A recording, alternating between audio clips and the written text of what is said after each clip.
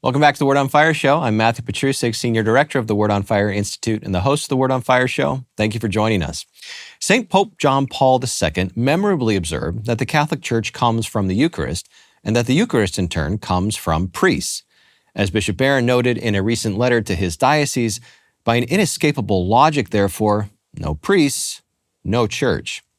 We should add, however, that priests come from bishops, which expands the ecclesial logic to this: no bishops, no priests, no Eucharist, no Eucharist, no church.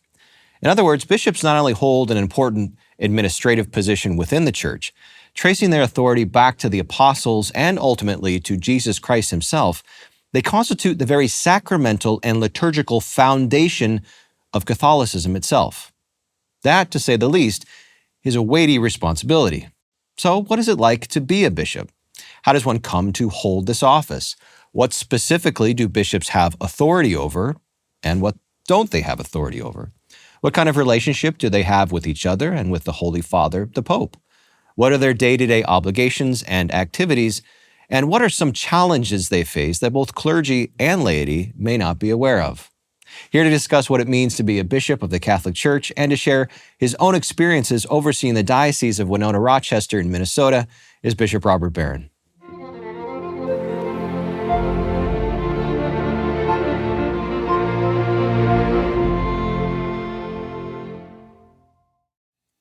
Bishop, welcome back to the studio.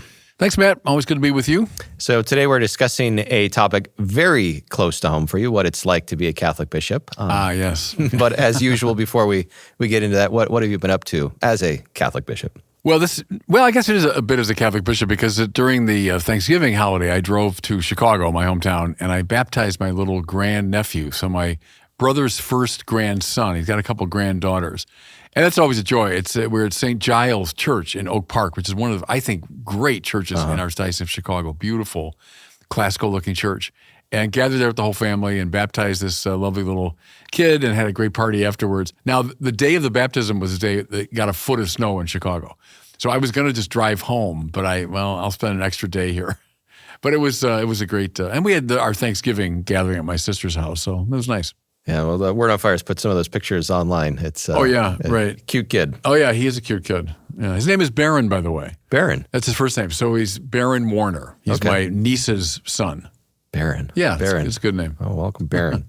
Okay, well, let's now turn to our topic, what it's like to be a Catholic bishop. So a lot we could address here, and we'll certainly get to your own personal experiences. Yeah. But let's start at sort of the ecclesial and structural level. So for those in our audience, perhaps those who are watching the show for the first time who may really not know, what are the origins of the office of the bishop? Well, really, it goes back to Jesus himself and the choice of the 12 apostles. He chooses apostles who represent the 12 tribes of Israel. They're his intimate followers.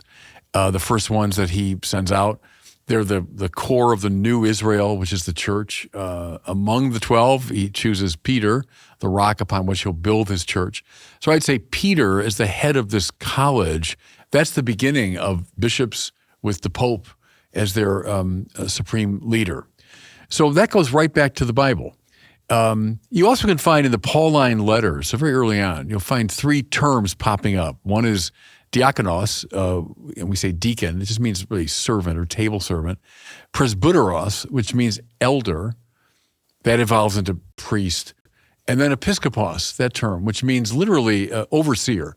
Scopein means to look, like a periscope or telescope. Epi means on, so to look out on is the overseer.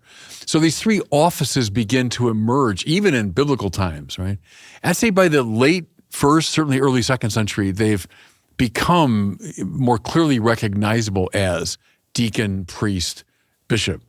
So really from the very earliest times, when Jesus himself and very early in the church, the episcopacy exists as, I would say, first, this apostolic band. We speak of a bishop today as a successor of the apostles. Mm-hmm. So as a bishop, I'm the very unworthy successor of that original 12. And they were seen as having this episcopal role, this overseeing role, that they're looking out over the totality of, let's say, a local church's life. And that remains true to this day.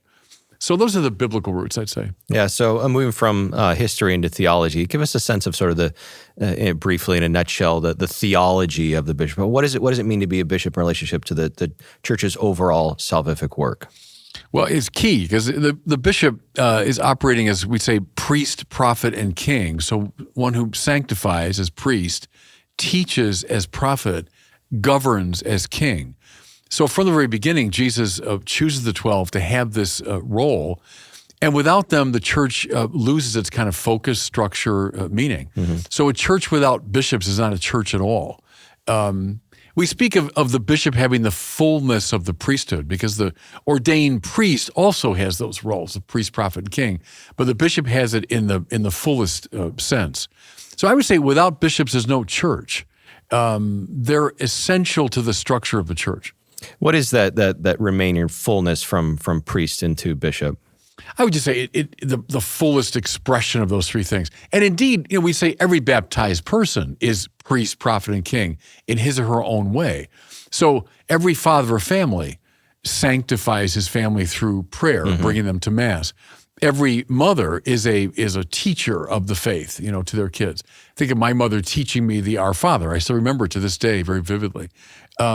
Every father or mother, in that sense, is king, someone who orders the charisms and governs their family.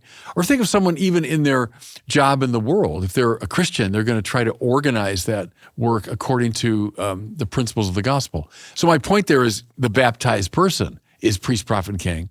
The ordained priest has those roles, but now in a more focused way. The bishop has them in the sort of fullest sense. So let's say you walk into a Mass. Mass is about to start. And again, we're speaking to an audience here who may know nothing about this. You see the priest walk in, or you see a bishop walk in. How would you know visually whether it's a priest or bishop? Say a little bit about the symbols of your office. Well, liturgically, the bishop has a distinctive profile, and that comes from the mitre. So the mitre is that distinctive hat that the bishop wears. There are different ways of understanding where that came from historically. It really is meant to be a crown, though. The mitre is evocative of the bishop's kingly role. The bishop also has the crozier, which is the shepherd's staff. And that means a lot to me, I must say, as a bishop, when I walk in liturgically with the crozier, which, by the way, I'm permitted to use really only in my own diocese because I'm the shepherd. Well, I can do it with permission of another bishop. But normally you carry the crozier when you're in your own diocese and you're the shepherd of that diocese. But that means a lot to me because the crozier is the shepherd's staff that holds off threats to the flock. Think of a shepherd, warding off the wolves and bears. But then the crook is meant now to hook a sheep that's gone away and bring them back. So that's the bishop's job. It's a bit of an in-your-face symbol, actually. I'm warding off enemies, and I'm bringing back those who have wandered. But it's a symbol of governance. The ring, now, of course, I wear the bishop's ring, not just liturgically, but really all the time. This is a wedding ring. Mm-hmm. It means that I'm married to the people of this diocese. That's why it was important to me when I got here. I had a ring from California that Archbishop Gomez gave me. But this one I had made right here in Owatonna, in my diocese, where Jostens Rings is headquartered. Yeah. Jostens makes rings for people all over the world. I didn't know that. Wow. Yeah, okay. And so I said, I'd like a ring with my coat of arms on it as Bishop of Winona-Rochester. And when I put this on, I really think of it as it's my wedding ring, that I'm married to the people of this diocese. But liturgically, I'd say it's the mitre, the crozier, and then, of course, you take the mitre off, and Bishop wears a little zucchetto. Mm-hmm. And that's, again, a long history. But the bishop's zucchetto is violet or purple, and that's evocative ultimately of the Roman Senate. So the idea of a purple color was the color associated with governance. And so that's why, like, a priest could wear a black zucchetto, but a bishop wears the violet zucchetto. Cardinal wears the red zucchetto. Okay. Right? That's another symbol. But it's a sign of kind of senatorial dignity and governance, I'd say. What about your specific chair within the cathedral? Which I love. It's called, and that's why that church is called a cathedral, because a cathedra means seat or chair. And it's the chair from which you govern, from which you preach. Not always time, but I'd say typically when I have two cathedrals here in this diocese, one in Winona, the original cathedral, and then we have what we call the co-cathedral up here in Rochester. And I have a nice cathedra in each of those. I tend to preach from that when I'm here. And with mitre on and preaching from the chair, because it's a symbol of my teaching authority. In the ancient church, and really the ancient world generally, you didn't teach so much from like a podium. We think of the Herr Doctor Professor coming in and speaking from a podium. You'd speak from your chair, the seat of your authority. And I love that. Over each of the cathedrals in my cathedrals, there's my coat of arms is there too. So it's a way of just saying, okay, this is the man who's governing and teaching in our diocese. And even though the chair is there, if I'm not there for the Mass, other priests can't use it. Right. It'd be inappropriate for them. There's another chair we put out if someone's presiding. But the cathedral is uniquely my church, and that chair is uniquely a chair of my teaching office. Say a little bit more about your coat of arms and what it represents for you and for the diocese and for the church as a whole. Yeah, so it's that, kind of heraldry. It goes back, at least in the Middle Ages, a secular, lord might have the coat of arms. So the church adopted that. And it's just a way of stating symbolically who you are, what your values are. Mine has a number of symbols in it. The most prominently is the motto. So I chose Aquinas' famous line to the Lord, non nisi te Domine, when he asked, what would you like as a reward? And he said, I'll have nothing except you. That's my motto. So that's featured prominently in the coat of arms. There's all symbols of the diocese. So my coat of arms here on the left side, as you look at it, there's a symbol of the diocese, which is the white rose. And then we've got other symbols associated more with my own background, including Word on Fire. So my coat of arms has a open Bible with flames behind it, and that's the Word on Fire. There's also the angel wings, which are evocative of my time in Los Angeles, the Diocese of the Angels. Right. There's also a reference to Mundelein Seminary, where I spent a long part of my life. I'd have to probably have it right in front of me to see all the. Well, I could look at my ring if I had Superman vision, because it's a very tiny version of it here. But it's a cool. I think bishops enjoy that it's just a way of expressing symbolically what their values are. So you've traced the office of the bishop back to the apostles and to Jesus Christ himself. Yeah. How now does one become a bishop? What's the process? Well, it's a kind of a long, involved process. I'll say this right off the bat, that the one under consideration has no idea that any of this is going on in regard to him. So, and people are often surprised at that, because other walks of life, you're in your company or you're in the military, and they might say, all right, well, here you are on this job and you're enjoying it, but here's what I got in mind for you. And if you do X, Y, and Z, your next promotion would take you here. There's none of that in the church, like zero, none of it.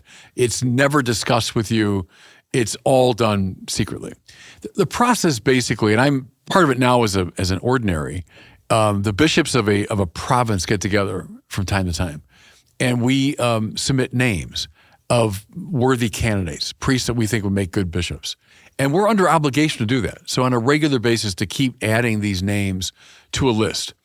And then when a diocese comes open or a need for a bishop, the nuncio, the apostolic nuncio in Washington, it's now his responsibility, drawing upon these lists. Let's say he's looking at a diocese in a particular area. He might look at the lists that have been compiled in the surrounding dioceses, perhaps. He puts together, with the help of other bishops, what they call a terna, which is a list of 3 names, which he recommends then to the Congregation for Bishops in Rome. They meet, I don't know if it's every month or maybe it's every month they meet. That frequently. Wow. Yeah, they meet because they're choosing bishops from all over the world. That's right. And so then these ternas arrive, and they'll say, okay, this diocese is open. Here are the 3 names the nuncio proposed. Then they discuss the 3 names, and they get information about all 3. Then they in turn propose their own terna to the Pope. It might be the same one. They might have maybe switch the recommendation. Maybe the nuncio said, here's my terna, my 3 names, but I prefer name number 1. Well, the congregation might get that and say, well, okay, but we prefer name number 3. Who knows? Or they might confirm it. Or they might say, we don't like any of those. We're going to propose another 3 names. It finally goes to the Pope, who then makes the decision. So it's a bit of a long, lugubrious process, because another, I think I've overlooked this, is when the names are on the list, and the nuncio is now looking for someone, he'll send questionnaires out to all kinds of people, to priests that might know him, to lay people that might know him, and ask for feedback. Like, what do you know about this person, and how would you, assess him? And they ask for certain, qualities, and do you think he exhibits these? And so then those recommendations come back to the nuncio, and that shapes his formation of a terna. So it's a long process. The church never asks formally any priests, are you interested in being a bishop? No. When they finally call you, the way the phone call goes is not, hey, we're thinking about sending you somewhere. It's the Holy Father has appointed you bishop of whatever. And now you can turn it down. The nuncio will say, well, now do you accept this appointment? And you can say no. Is the question in the same phone call? You've been appointed, do you accept? Yeah. Wow. Yeah, you've been appointed. And I've had two of those phone calls now, and I always think of Cardinal George, who was my mentor in so many things, he had zero tolerance. Unless you were dying, he had zero tolerance for priests that would ever say no. He thought, if you're being asked by the church, you do it. Mm-hmm. And I always think of that. Or I thought of it the two times I had that phone call was, all right, if the church is asking this, the Pope indeed is asking, unless you've got a really, really, really compelling reason to say no, you should say yes. So bishops typically are bishops of dioceses. What part of the church creates a diocese? How is that boundary formed? Well, the Holy See ultimately, so the Vatican, the Pope would be the ultimate decider of that. It comes up once in a while. We'll be looking at dioceses here in our country, and should they merge together? Is a diocese, struggling a bit? Should it be absorbed by another diocese? So we might raise that question. After a lot of consultation and investigation, might make a recommendation to the Holy See. Let's say in terms of mission territories, sure, the Vatican ultimately would say this should become a diocese. My own, for example, broke off from St. Paul Diocese in 1889. Wow. So St. Paul was, this massive diocese covering a lot of territories. Then one by one, so think of like New Ulm and St. Cloud and Duluth, and the other ones broke off from that. Mine, it might have been the first one to break off from St. Paul in 1889 as the Diocese of Winona. It's never changed its boundaries. We've been around for 7 years, and we've never changed our boundaries.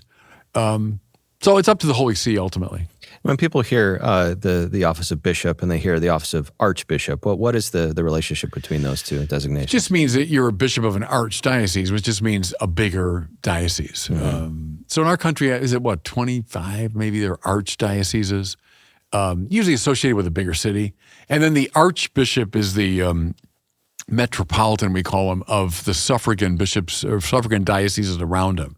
So, for example, Archbishop Hebda of Minneapolis-St. Paul is the metropolitan of our region, and then the other sees clustered around him are called suffragan sees.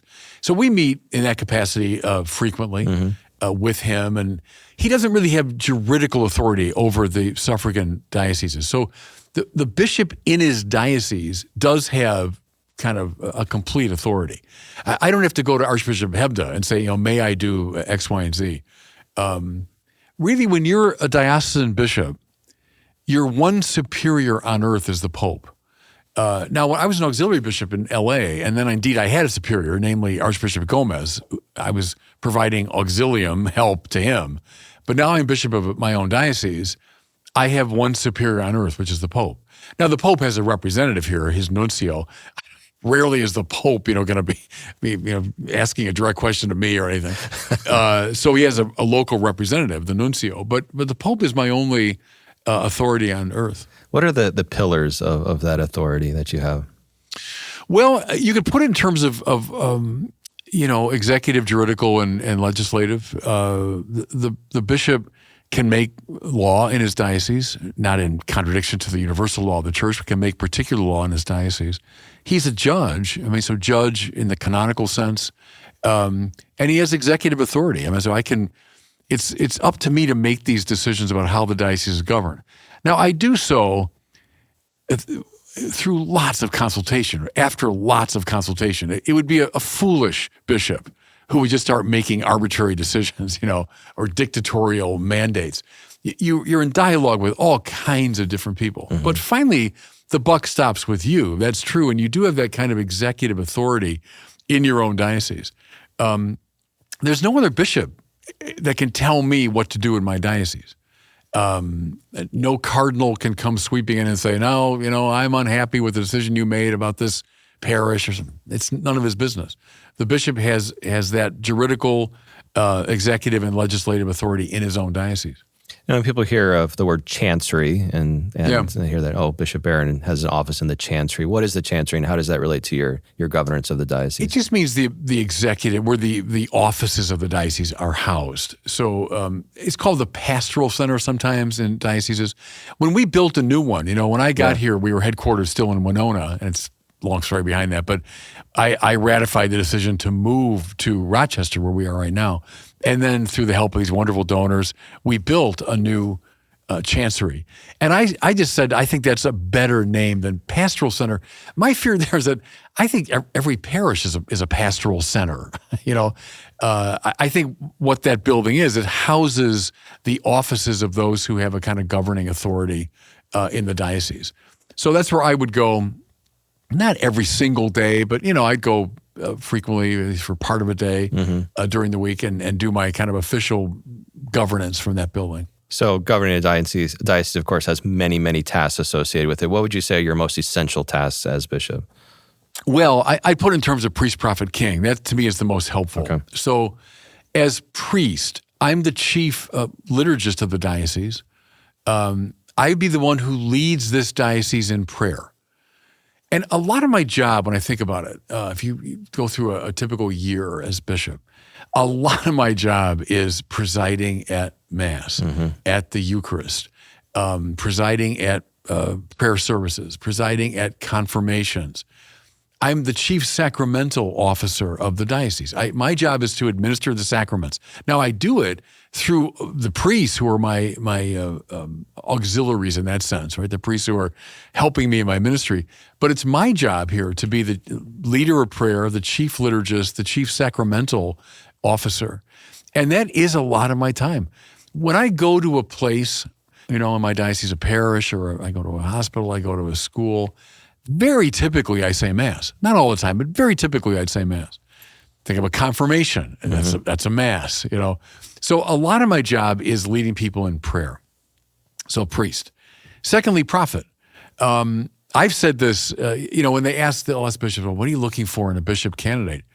A lot of things, but I say, is he a good preacher? Because everywhere I go, almost without exception, when I go somewhere, I'm going to be speaking. I'm going to be teaching or preaching. Right. That's what people expect, yeah. Yeah, and so in the Mass, obviously, so whenever I'm there, I'm going to be the preacher at the Mass. But anywhere I go, I'm going to be in a teaching role. Let's say I'm visiting a school, which I love to do. I love to go to our schools, and I'll go into the classrooms. But I almost always spend some time teaching. I'll say, let's have a Q&A with the students, or, what's on your mind? And anywhere I go, I'm going to preach the faith. I'm also, therefore, in charge of the teaching and preaching ministry in our diocese. So our grade schools, our high schools, wherever the faith is taught, I've got a supervisory role, episcopal, episcoping. I'm looking out over that to make sure it's being done in accord with the church and being done properly. But so personally I do it, and then I'm presiding over the teaching that goes on in our diocese. Like yesterday, we had I loved it, a Mass with the school administrators. So they came from all over the diocese, and we had Mass together. And I gave them kind of a long homily where I laid out a vision for the coming year, what I think they should really be focused on. And then we had lunch together, and I made sure, spent a lot of time with them, because I think it's very important that I'm the chief teacher of the diocese. Yeah. I want to make sure that they're teaching in union with me, and therefore, see, that's the way it works, man. It's interesting. Is I'm a successor of the apostles, right? In some ways, that I think is the clearest title for a bishop. A bishop is a successor of the apostles. Jesus chose these 12 people whom he personally formed.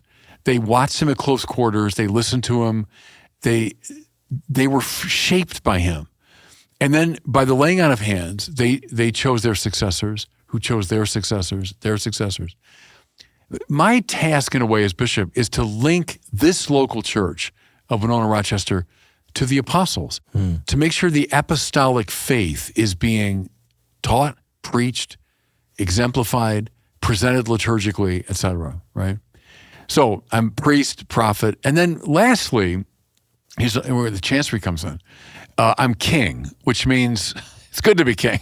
It means Is it? it really is. It's not that good. It's a hard job. It means you're the one that orders the charisms of the diocese toward the upbuilding of the kingdom of God, to put it in more theological language. But it means I'm the governor of the diocese. So I'm going to try to govern and rule the diocese so as to move toward the kingdom of God. This will take myriad forms. I'll just give a couple examples. People ask something, what's the bishop do all day?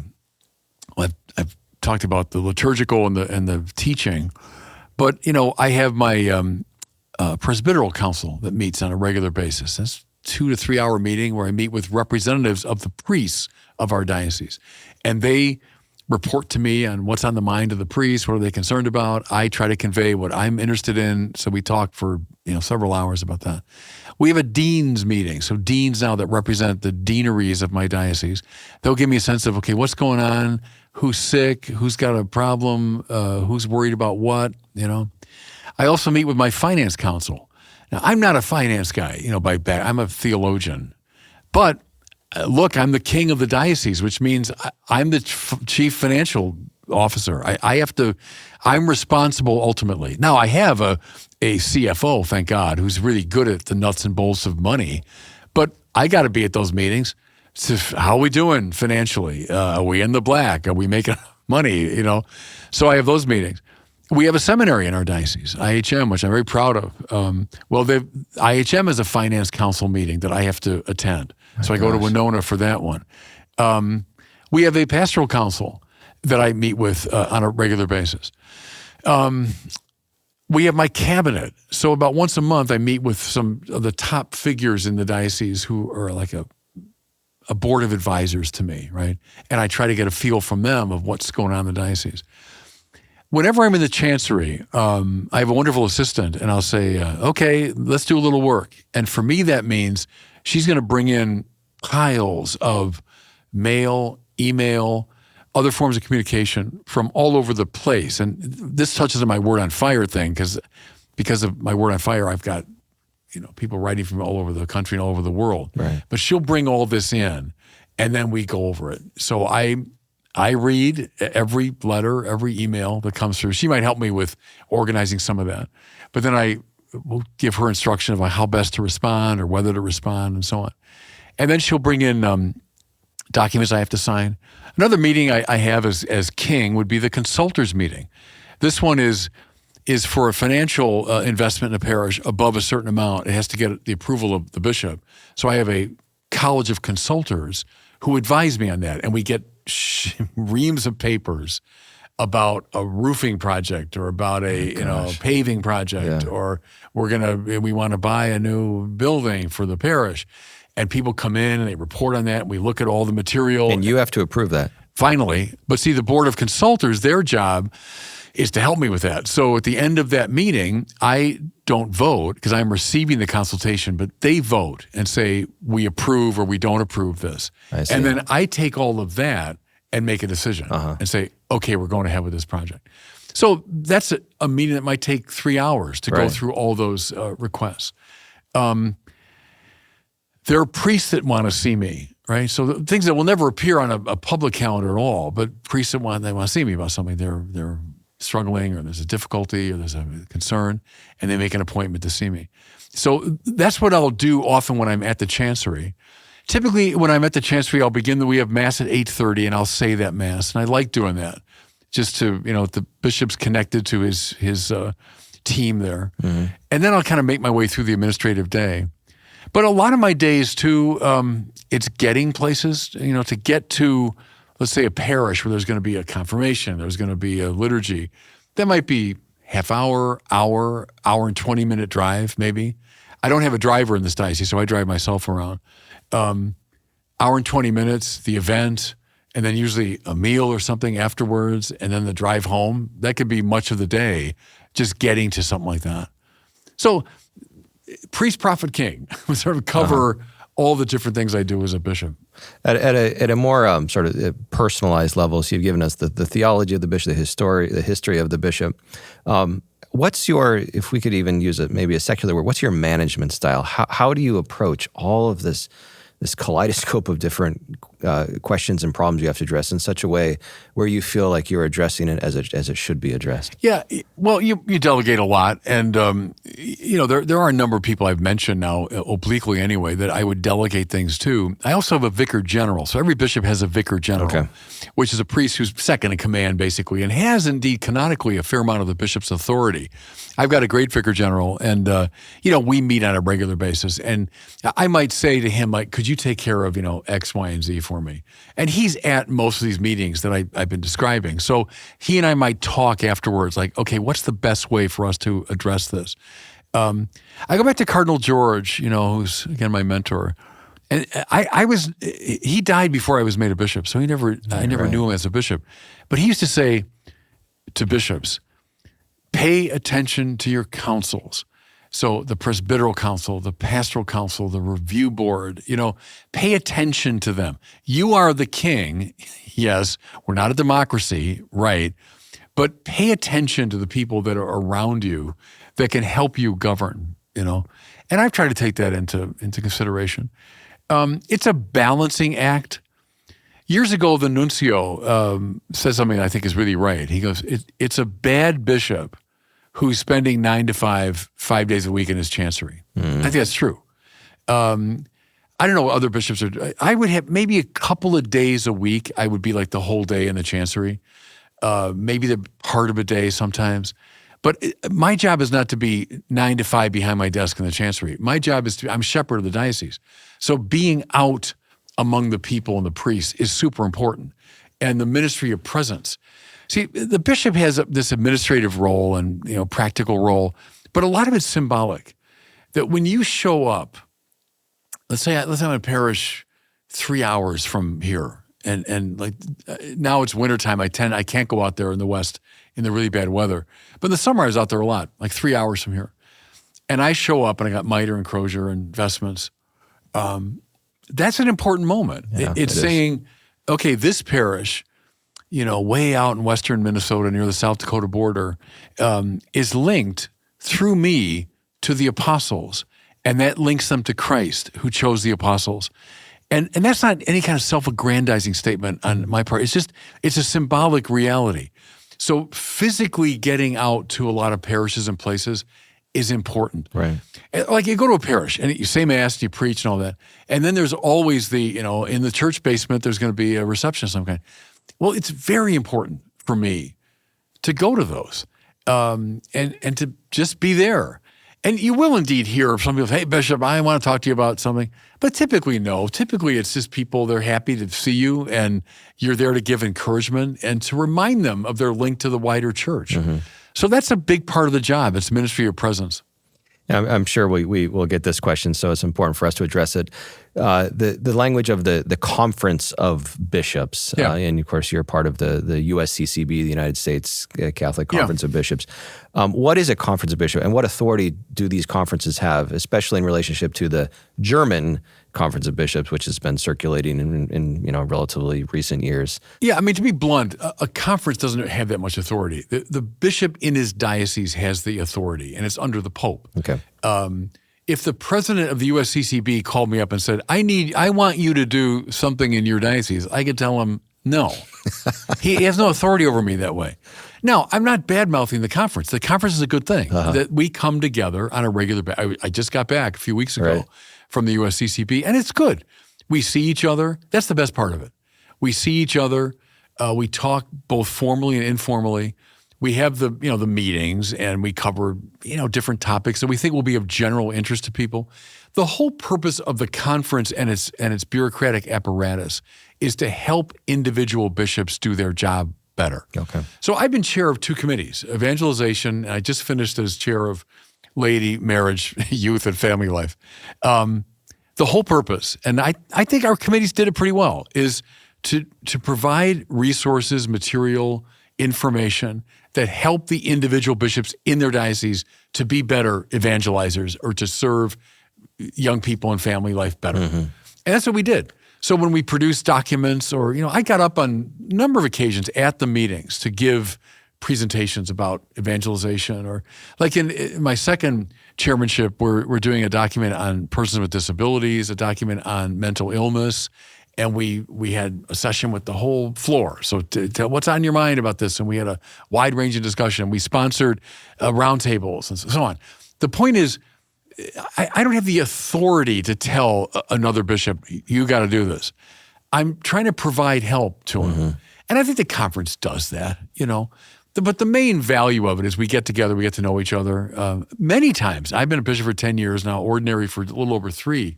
I'll go to an older bishop and say, what do you do about this? I'm facing this issue in my diocese, and what do I do? And how did you handle that? And that's very useful exercise, So that's the value of the conference, but it doesn't really have authority. Something I resisted, it happened at the Synod actually in Rome, is there was a push, and I think the Germans were behind it, to give the conferences around the world a sort of quasi-doctrinal authority. And a lot of us spoke up and said, this is a disaster, because you could have easily the Polish conference saying, let's say gay marriage is a mortal sin, and then the German conference saying, hey, gay marriage is okay. I mean, we can't have that. You can't have conferences of bishops making sweeping doctrinal determinations. So I think it's a good thing. I'm glad we have the conference, but you can overstate it. It doesn't have real juridical authority. What's the function of the voting that takes place at the meetings?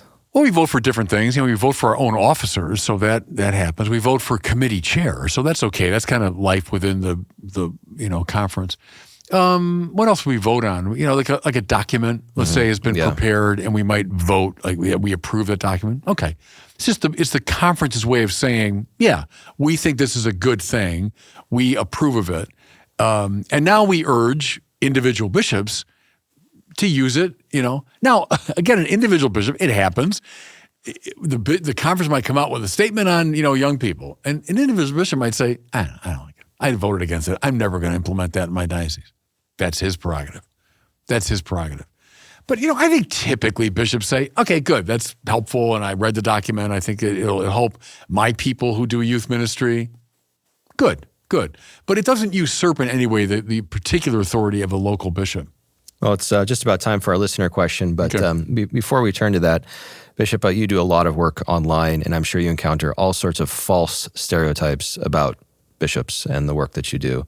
What are some myths that you just want to dispel right now about the bishops and their office? And well, let's see. What's a myth I want to dispel? Maybe like bishop is tyrant or something, or because the bishop is the king of the diocese, he's tyrant. I mean, it's a ministry of service ultimately. Again, Cardinal George used to say clericalism is the overlooking of the link between holy orders and baptism, by which he meant holy orders exist to serve the baptized, period. That's why it exists. So if I say, well, I belong to this sort of special, class, this privileged class that's hovering above the laity, well, then you've totally missed the point of your clerical life is to serve the laity. And that's the bishop. The bishop is the chief servant of the church in his diocese. So maybe that's a myth I wanted to dispel. How about bishops living lives of luxury and material comfort? And leisure and ease? No, leisure and ease, certainly not. I mean, any priest can live any way he wants, I suppose, if he doesn't have a good spiritual director and he could, But no, the bishop's life, maybe, I hope I've given that impression. It's a pretty busy life, and it's a pretty demanding life. So no, I wouldn't say leisure and comfort. Diocesan priests don't take vows of poverty, and so, we're not bound by that the way a religious might be. And, priests or bishops have money from their family or whatever, and that's up to them and their spiritual director to determine that. But no, I don't see bishops living like medieval princes or something. I think we're generally speaking a pretty hardworking group of people. One thing that's true, probably wasn't true 75 years ago. Bishops come in for a lot of criticism, and people feel very free to criticize the leadership of the church. And, God knows we deserve some of it. And after the scandals, I get it, But it's a tough job that way, too.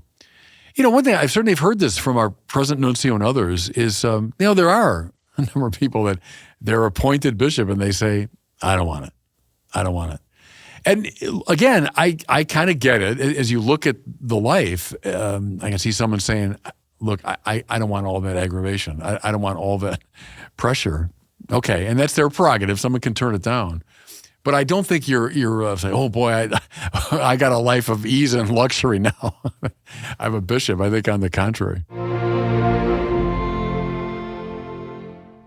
It is now time for our listener question. Bishop, today we have David from Madrid asking you about your own journey to becoming a priest. Okay.